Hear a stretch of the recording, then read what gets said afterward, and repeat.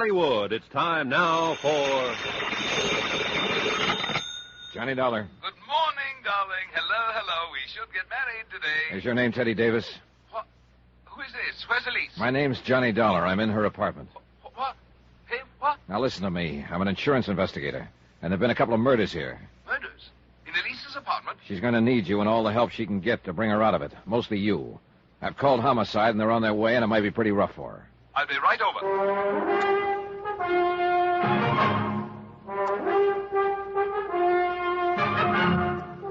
Tonight, and every weekday night, Bob Bailey in the transcribed adventures of the man with the action-packed expense account, America's fabulous freelance insurance investigator. Yours truly, Johnny Dollar.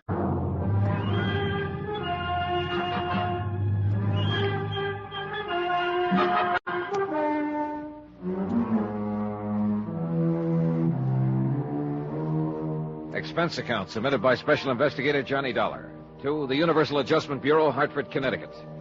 The following is an accounting of expenditures during my investigation of the Tears of Night matter. It was a long morning, and a lieutenant of police thought I was crazy when he met me in the apartment with two dead men and the hysterical woman. My face was bruised and black and blue from the beating the dead men had handed me the night before. The lieutenant, his name is Brady, had a time getting hold of Hillary Fuchs to back up my story.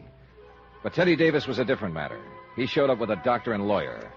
And through their combined efforts, Elise Wendover was removed not to police headquarters, but to a private hospital.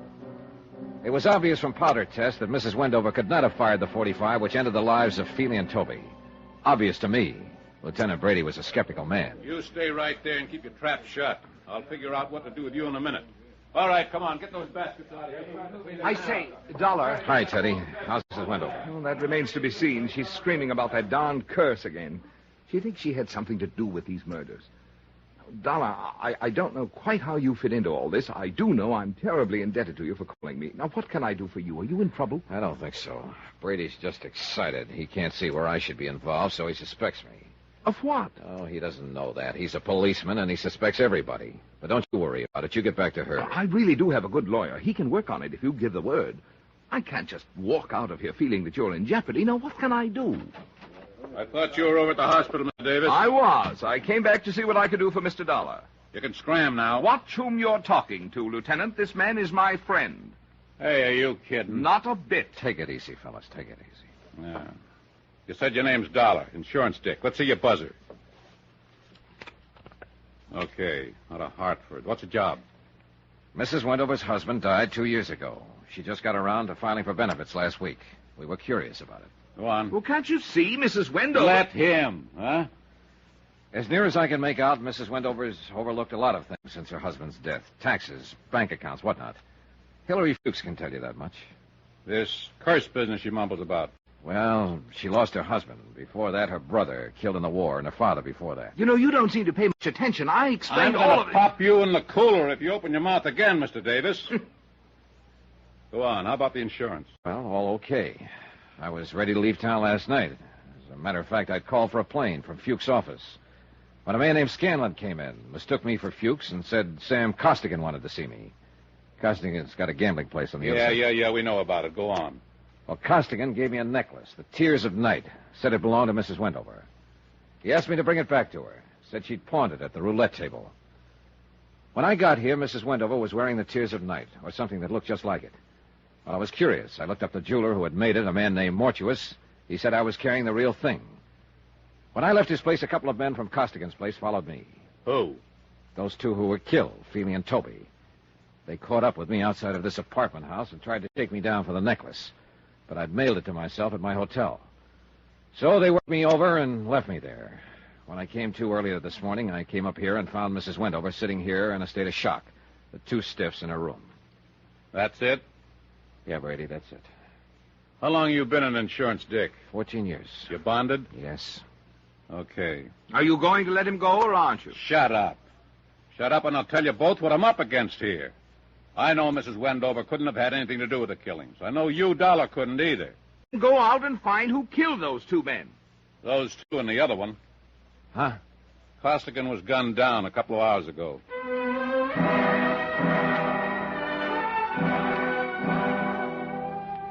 A About 3 o'clock in the afternoon, Brady released me, and Teddy Davis drove me back to my hotel. The clerk at the desk looked at my bandaged face and turned 8 shades of white when he handed me my key. I thanked him and told him I'd kept a date with a Barracuda. I was feeling kiddish, also a little dizzy and a little tired. I was looking forward to a hot shower and 10 hours sleep when I walked in my room. Oh, Dollar, I've been expecting you. Come in, sir, come in. Oh. Hello, Mr. Mortuus. I've been amusing myself with this pocket chess set of yours. Mexican, eh? Sit down, sit down. You've had a hectic night. Your boys were pretty rough, Mr. Mortuus. Philly and Toby, 2 men of another world, Mr. Dollar, not of our world. Allow me to apologize for their actions. I want more than an apology. They almost beat me to death. And so unnecessary, too. You know, I underestimated you, Mr. Dollar. Such an ingenious method of protecting the tears of night. Why, sir, by the simple expedient of placing it in an envelope and mailing it to yourself from my hotel lobby, you hired as guardians the entire United States Postal Service, not to mention the armed forces. Yeah. Want one of these? No, thanks. I'm one of those faint-hearted persons who cannot abide liquor until after 6 in the afternoon. What happens now? We wait for the mail. We do. Precisely. Then while we're waiting, maybe you'll be kind enough to tell me about the double cross. If you can bear my vanity, Mr. Dollar, I have invented a new word, triple cross. It has a ring to it, eh? That sounds likely. You see, Mr. Scanlon approached me last week and asked me to duplicate the Tears of Night Mrs. Wendover had truly pawned at the gaming table. Naturally, I became suspicious. Let me guess what you became suspicious of. Oh, well, it was fairly obvious that Mr. Scanlon was planning to double-cross Mr. Costigan. That is, when the time came to return Mrs. Wendover's necklace, he, Scanlon, intended to return the bogus piece I made up. And you got into the act. That is when I first conceived my own plans, yes. Unfortunately, Mr. Costigan learned of the little deceit going on around him, and Mr. Scanlon was forced to shoot him. So Scanlon shot Costigan. How about Toby and Feely? Mr. Scanlon again, abetted by the last of the house of Mortius. You helped him kill them, then planted them in Elise Wendover's apartment. Oh, dear, a crude touch, I thought, but it had a purpose. With 2 cadavers in the living room, she was very unlikely to discuss a bogus necklace with the police, and I doubt very much if she knew whether she was wearing the original or an imitation. Flighty girl. That's the lousiest thing the house of Mortuus ever did.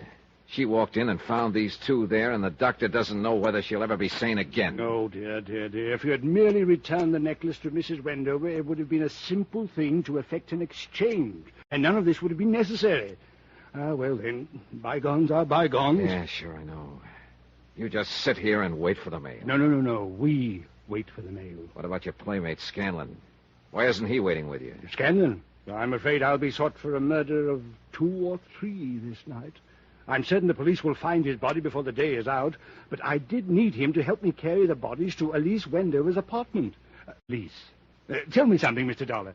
Does that name Elise bother you as much as it bothers me?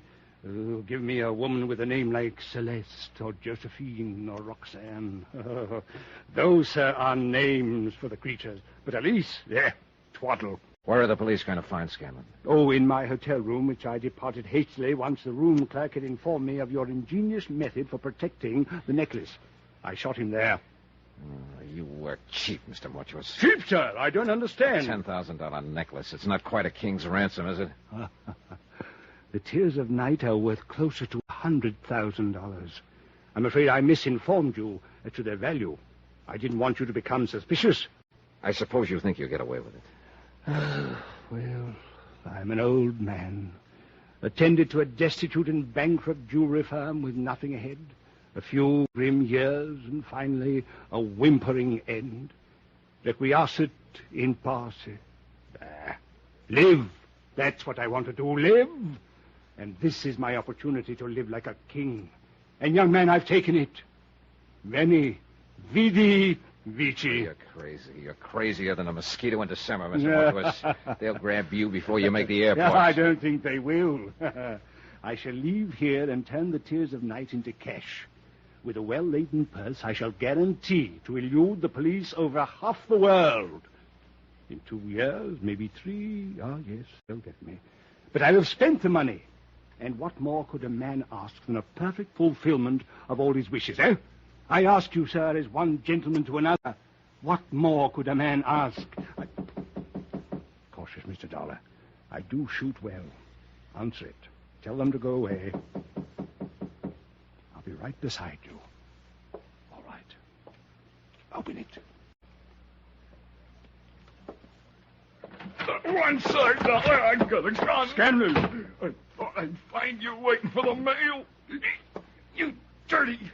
You didn't do such a good job on me. Caution, Mr. Scanlon. I have a gun, too. I'll last long enough to let you have it. Your loss of blood has made you groggy, Mr. Scanlon. But still good enough. Scanlon rolled over and lay still. Watchers kind of grunted and leaned back against the wall. He had a pained look on his face. Mr. Dollar. Mr. Dollar. I believe I've been shot. I'll need a little assistance. I can't seem to hold my feet, sir. I can't seem to hold my feet. Lie still. It was an awkward plan at best, eh? De mortuis nil nisi bonum, Dollar. Or if your Latin still escapes you, speak well of the dead.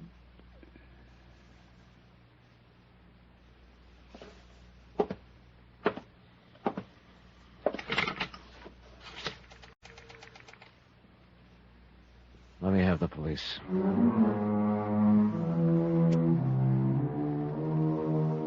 Expense account. Well, expense account total. $405.16. Details. Mrs. Wendover will recover. Remarks. I'll stand for the last 2 days of expense myself. I didn't have any business sticking my nose in the jewelry end of it. But if you make me pay for them, don't ever try to hire me again. Yours truly, Johnny Dollar.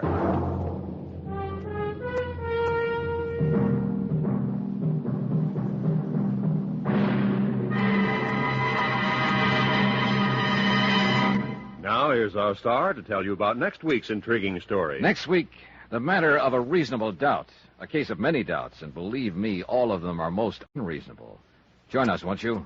Yours truly, Johnny Dollar.